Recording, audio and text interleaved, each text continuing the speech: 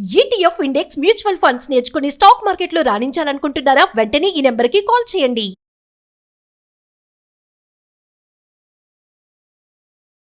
నమస్కారం. పంచతంత్ర కథలు చెప్పుకుంటున్నాం మనం. పంచతంత్రాల్లో కథలు కొన్ని వింతగా ఉంటాయి కదా. సాధారణంగా ఏంటంటే మనం మన శత్రువుకి హెల్ప్ చేసేటప్పుడు, శత్రువుకి ఏదో అతను అడిగాడు ఒక సహాయం చేస్తున్నాం, సగం నిజం సగం అబద్ధం చెప్పాలట. శత్రువు సమస్య తీరాలి, ఆ శత్రువు సమస్య మనకి తీరాలి. అతనికి ఉన్న సమస్య తీరాలి, అతని సమస్య మనకి తీరాలి. దానికి ఎట్లా చేయాలి అని ఒక మంచి కథ చెప్తున్నారు. పూర్వం ఒక పెద్ద జీలుగు చెట్టు ఉండేది ఒక నదీ తీరంలో. అయితే ఈ నదీ తీరంలో ఉన్న జీలుగు చెట్టు మీద బోలెడని కొంగలు ఉండేవట. ఆ చెట్టుకు ఉన్న తొర్రలో ఒక నల్లటి తాచుపాము ఒకటి ఉండేది. అదేం చేసేది, చెట్టు మీదకి పాకి వెళ్ళి ఈ రెక్కలు వచ్చి రాకుండా ఉన్న కొంగ పిల్లల్ని తినేసేది. కొంగలకి వేరే మార్గం లేదు, ఏదో బతికినన్ని బతుకుతాయి, పోయినన్ని పోతూ ఉంటాయి. ఇక అట్లా జరుగుతుంది. అయితే ఒకనాడు ఒక కొంగ గుడ్లు పొదిగింది, కొంచెం పిల్లలు కాస్త కోకోలాడుతున్నాయి అన్నమాట, ఇంకా రెక్కలు రాల. అది ఆహారానికి వెళ్ళొచ్చేసరి కదా అదే స్వయంగా చూసింది నల్లతాచు తన గూడు మీదకి పాకి ఆ పక్షి పిల్లలు కొంగ పిల్లలు రెండు మూడింటిని అది తినేసేది. ఏం చేయాలో తెలియలా కొంగకి. పరమ దుఃఖంతో అదేం చేసింది, ఆ చెరువు గట్టు మీద కూర్చుని దుఃఖిస్తోంది, ఏడుస్తోంది. ఆ నది గట్టు మీద, ఆ నదిలో ఒక ఎండ్రకాయ ఉందట. ఎండ్రకాయ అంటే ఇంచుమించుగా పీత లాంటిది, కొంచెం అటు ఇటుగా ఏదో చిన్న తేడా ఉంటుంది. దానికి ఇంగ్లీష్ పేరైతే వేరే తేడా ఉంది, మనం ఇలాగే పీతని అలాగే చెప్పుకుంటాం, కొంచెం పెద్దదనమాట. ఆ ఎండ్రకాయ పాక్కుంటూ వచ్చి ఓ స్నేహితుడా, ఎందుకు ఏడుస్తున్నావు, ఏమిటి ఇంత దుఃఖంలో ఎందుకున్నావు, మామూలుగా నువ్వు జపం చేస్తావు కదా అంటే నిశ్శబ్దంగా నుంచుంటుంది కొంగ. నుంచుని చటుక్కున చేపలు తన దగ్గర ఫ్రీగా అటు ఇటు తిరగడం మొదలెట్టేసరికి చటుక్కున పట్టేస్తుంది.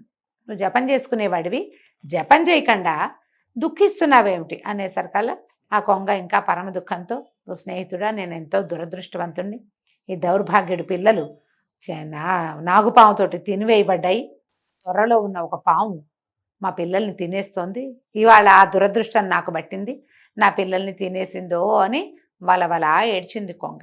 అయితే ఎండ్రకాయ అనుకుంది, పాపం వీడి ప్రాబ్లం ఉంది, వాడి పిల్లలు పోయినాయి కదా, సలహా చెప్దాం అని అనుకుని వీడి పీడ మాకు కూడా విరగడవ్వాలి. ఎందుకంటే కొంగలు బేసిక్గా చెరువులో ఉన్న వాటికి లేదా నీటిలో ఉన్న వాటికి శత్రువులుగా ఉంటాయి. జన్మ విరోధం ఉంటుంది. శత్రుత్వం ఏముంది, చంపేయడం తినేయడమే, అంతకంటే ఏం లేదు. ఇదేం ఫైటింగు రాజ్యాల కోసం వ్యవహారం ఏం ఉండదు అక్కడ. కేవలం వాటికి ఆహారం కావాలి. కాబట్టి ఈ చెరువులో ఉన్నటువంటి చేపలు, పీతలు, నత్తగుల్లలు, ఎండ్రకాయలు, తాబేళ్లు, కొండకచో వీటన్నిటికీ కొంగ బేసిక్ శత్రువుగా ఉంటుంది. దీని పీడ కూడా విరగడవ్వాలని ఏమందంటే, ఓ స్నేహితుడా, నువ్వు ఎందుకు ఇలా బాధపడద్దు, ఓ పని చెయ్యి, దూరంగా అడవిలో ఆ పొదల దగ్గర ఒక ముంగిసి ఉంటుంది. నువ్వేం చేస్తావంటే కొన్ని చేపలు పట్టుకుపోయి ముందు నీ చెట్టు దగ్గర మొదలుపెట్టి ముంగీస బొరియ దాకా వేసుకుంటూ వెళ్ళి, అవిట బొరియలు చేసుకుని ఉంటాయి పొదల్లో, అక్కడ పడుకుంటుంది. అది చల్లగా ఉండటం కోసం భూమికి చెట్లకి మధ్యలో ఖాళీ స్థలాల్లో ఇరుక్కుని అలా బొరిలాగా చేసుకుని ఉంటుంది అనమాట. కొంచెం ఇంచుమించు కుందేళ్ళవి బరోస్ అంటాం కదా, అలా కనపడతాయి అక్కడ. దాన్నే బొరి అంటారు తెలుగులో. అయితే ఈ చేపలు గనక వేసావంటే ముంగీసి వస్తుంది అని చెప్పింది. ఈ కొంగ సరేననుకుని ఏం చేసింది, చెరువులోంచి కొన్ని చేపలు బట్టి తన ముక్కుతోటి ముక్కలు కత్తిరించి తామున్న జీలుగు చెట్టు దగ్గర నుంచి అడవి మార్గంలో ఉన్నటువంటి ఈ ముంగిస యొక్క బొరియ వరకు వేసుకుంటూ పోయింది. చేపల వాసనకి ఈ బొరియలో ఉన్న ముంగిస బయటకు వచ్చింది.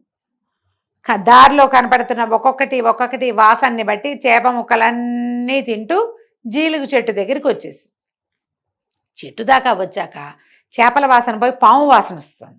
అది అటు ఇటు చూసి ఆ బొరిలో మూతి పెట్టి లోపల చక్కగా ముడుచుకుని పడగ వాల్చుకుని పడుకున్న పామును పట్టి తినేసింది. కొంగ సంతోషంతో రెక్కలు అల్లార్చింది. ఆహాహా, మా శత్రువు చచ్చిపోయాడు, అమ్మయ్యా, దీని పీడ విరగడైపోయింది, ఎండ్రకాయ భలే ఐడియా చెప్పింది అనుకుంది. కాకపోతే దీనికి ఏమైందంటే ఇంకో పాయింట్, ఈ బొరియ దాకా వచ్చి పాముని తిన్న ముంగిస మళ్ళీ ఆహారం ఏమైనా దొరుకుతుందేమోనని మళ్ళా వచ్చింది అక్కడికి. వస్తే కింద ఈ మన చెట్టు తొర్రలో ఉన్న ఆహారం అయిపోయాక చెట్టు మీద ఉన్న కొంగలు కనబడ్డాయి దానికి. పాము అయితే కొంగ పిల్లల్నే తింటుంది, ముంగిస కొంగల్ని తింటుంది.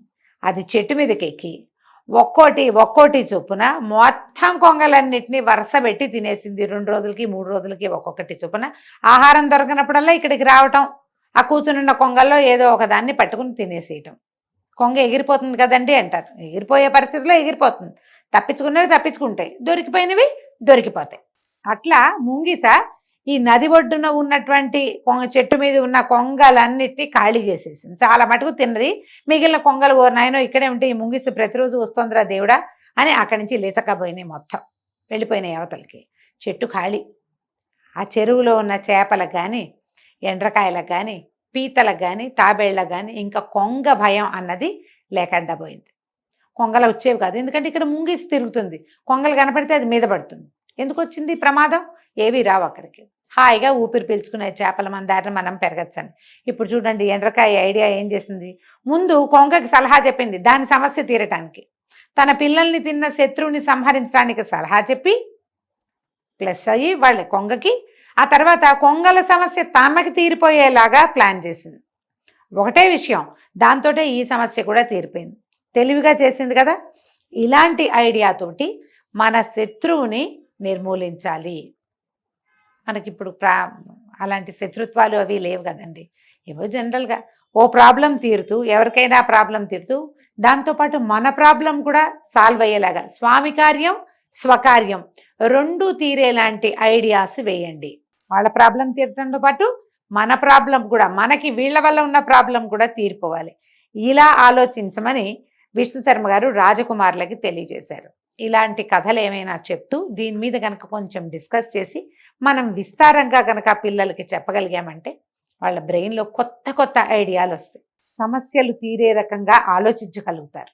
వాళ్ళని ఆలోచింపచేయటానికే ఇలాంటి కథలు చెప్పబడ్డాయి. కాబట్టి ఈ కథని మీరు సీప్ చేసుకోండి బాగా. ఇదే కథని పిల్లలకి చక్కగా అందించండి. కథ కంచికి మనం ఇంటికి.